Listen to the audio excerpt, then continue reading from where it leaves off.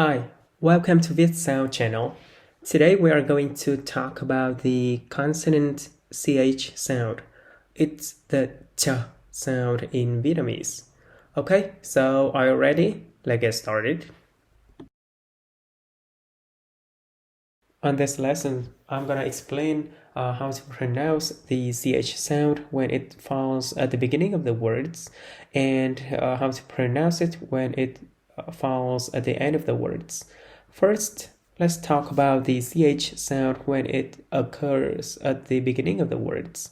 So to pronounce the CH sound, your mouth should be opened horizontally, like you're smiling a little bit, and your front part of your tongue should be on high position and should be touched the high jaw, and then you push out the air from your mouth very strongly.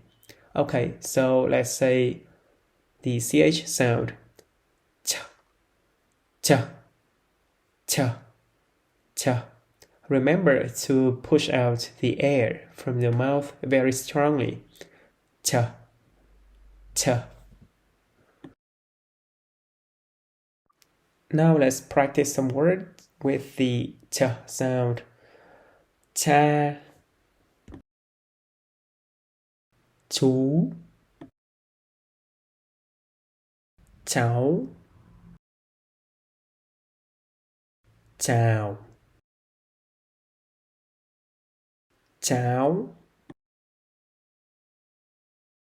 chùa, chị, chú, chanh, chuồn chuồn, chôm chôm, chùa chiền, chanh chua, chinh chiến,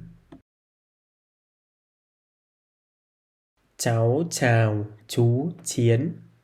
Now let's say it a little bit faster. Cháu chào chú chiến. Now let's talk about the CH sound at the end of a word. Let's hear how I say this word. Ách. Ách. Okay, so when the CH falls at the end of a word, it sounds familiar like the K sound.